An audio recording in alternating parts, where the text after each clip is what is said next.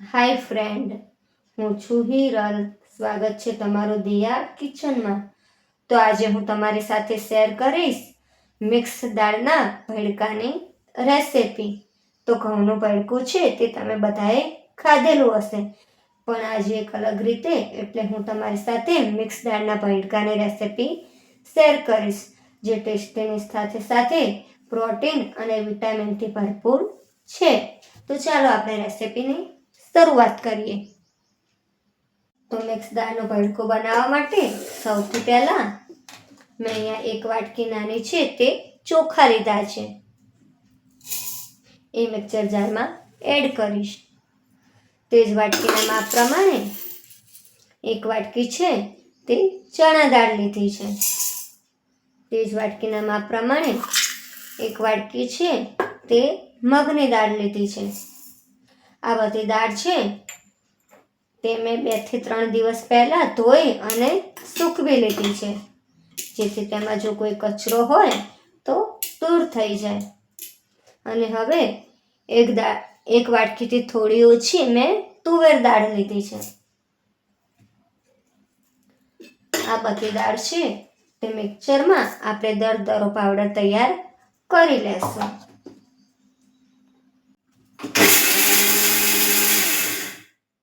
તો આપણે દાળ છે તેનો દરદરો પીસી લીધી છે, તે એક વાટકામાં નીકાળી લેશું.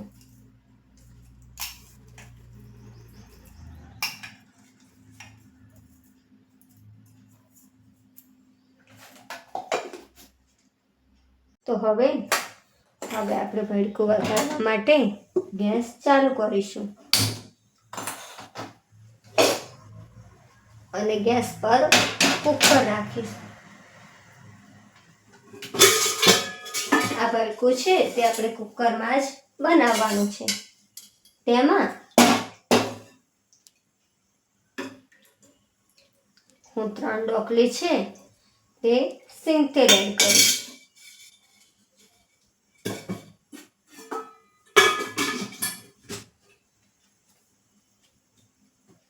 તેલ ગરમ થાય એટલે આપણે એમાં રાઈ એડ કરીશું.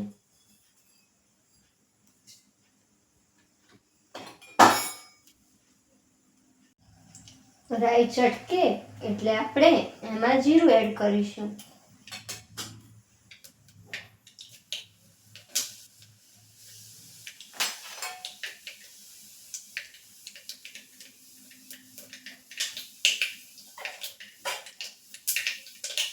જીરું ચટકી અને લાલ થાય એટલે આપણે 5 થી 6 મીઠા લીમડાના પાન એડ કરીશું. પછી સૂકા 2 લાલ મરચાં છે તે એડ કરીશ. અહીંયા મેં 3-4 લસણની કળી છે તેને સમારી લીધી છે, તે એડ કરીશ. ગેસની આંચ ધીમી કરીશું. 1 નંગ ડુંગળી છે તે મેં સમારી લીધી છે, તે એડ કરીશ.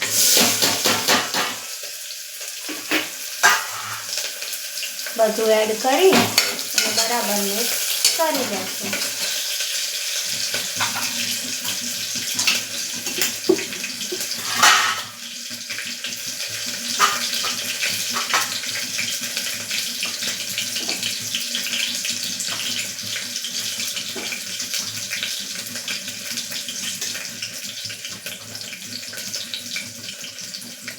પછી એમાં 1 નંગ ટામેટું એડ કરીશું. ટામેટું એડ કરી અને બરાબર મિક્સ કરી લેશું. હવે એમાં થોડા કાચા સિંગદાણા એડ કરીશ. જો તમારે ન કરવા હોય તો તમે સ્કીપ કરી શકો છો. બરાબર મિક્સ કરી અને હવે આપણે આમાં બધા મસાલા કરી લેશું, પણ ગેસની આંચ છે તે એકદમ ધીમી રાખીશું. અહીંયા હું થોડું ધાણા જીરું એડ કરીશ. 1 ચમચી છે તે કાશ્મીરી લાલ મરચું એડ કરીશ. તમારે ઓછું એડ કરવું હોય તો તમે કરી શકો છો. થોડી હળદર એડ કરીશ. સ્વાદ અનુસાર મીઠું એડ કરીશ. બધા મસાલા એડ કરી અને બરાબર મિક્સ કરી લઈશ.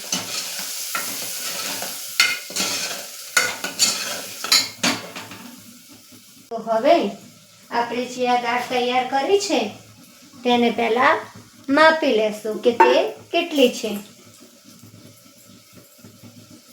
તો અહીંયા મારે 1 વાટકાથી થોડી ઓછી દાળનો લોટ છે, તો આપણે એનું 3 ગણું પાણી એડ કરીશું. એટલે અહીંયા આ માપ પ્રમાણે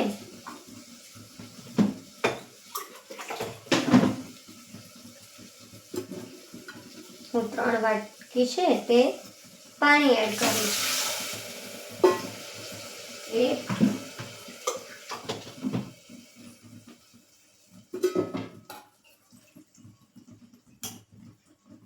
2 અને ત્રીજા વાટકામાં આપણે થોડું ઓછું લેશું, કારણ કે આપણે 1 વાટકા કરતાં ઓછી થોડું દાળવાળો લોટ હતો. આપણું જેટલું મિશ્રણ હોય એનાથી 3 ગણું આપણે પાણી એડ કરવાનું છે. તો આપણે બધું એડ કર્યા પછી બરાબર મિક્સ કરી લેશું અને હવે ગેસની આંચ ફૂલ કરી અને તેને બરાબર ઉકળવા દેશું. તો આપણું છે તે પાણી ઉકળી ગયું છે. હવે આપણે આ તૈયાર કરેલું મિશ્રણ છે દાળનું તે અંદર એડ કરી લેશું. એડ કરી અને બરાબર મિક્સ કરી લેશું, જેથી એમાં લમ્સ ન રહી જાય. આપણે બરાબર મિક્સ કર્યા પછી હવે છેલ્લે આપણે એમાં 1 ચમચી છે તે દહીં એડ કરીશું. મોળું દહીં છે તે 1 ચમચી એડ કરીશું. દહીં અને સફેદ તલ છે તે આપણે છેલ્લે એડ કરવાના છે. જો તમારે તલ એડ ન કરવા હોય તો તમે સ્કીપ કરી શકો છો. અને ફરીથી બધું બરાબર મિક્સ કરી લેશું.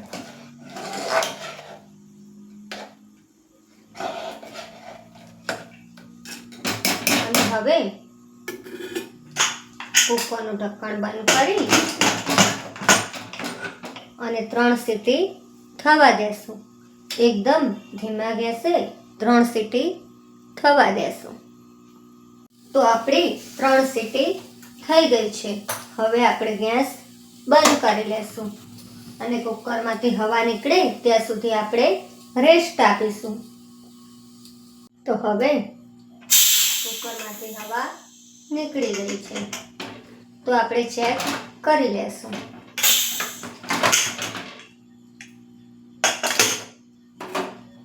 તો તમે જોઈ શકો છો તૈયાર છે આપણું મિક્સ દાળનું ભેળકું. જો તમારે આ રીતનું ઢીલું એકદમ ન બનાવવું હોય તો તમે 3ની જગ્યાએ 4 સીટી લગાવવાની છે. પણ અહીંયા મારે ઢીલું રાખવું હતું એટલે મેં અહીંયા 3 સીટી લગાવી છે. તો તૈયાર છે આપણું મિક્સ દાળનું અને પ્રોટીન અને વિટામિન્સથી ભરપૂર ભેળકું. તો હવે સર્વિંગ પ્લેટમાં લઈ તેને સર્વ કરીશું. તો સર્વિંગ પ્લેટમાં લઈ અને ભેળકામાં ઉપરથી આપણે થોડું દેશી ઘી એડ કરીશું અને કોથમીરથી ગાર્નિશિંગ કરીશું. તૈયાર છે પ્રોટીન અને વિટામિનથી ભરપૂર મિક્સ દાળ ચોખાનું ભેળકું. તો તમને રેસિપી કેવી લાગી? જો તમને ગમી હોય તો વિડીયોને લાઈક, શેર અને સબસ્ક્રાઈબ કરજો અને બાજુમાં રહેલી બેલ આઇકન ટિક કરજો, જેથી મારી રેસિપીના નવા વિડીયો તમારા સુધી પહોંચી શકે. તો મળીશું એક નવી રેસિપી સાથે. ત્યાં સુધી બાય બાય. Thank you.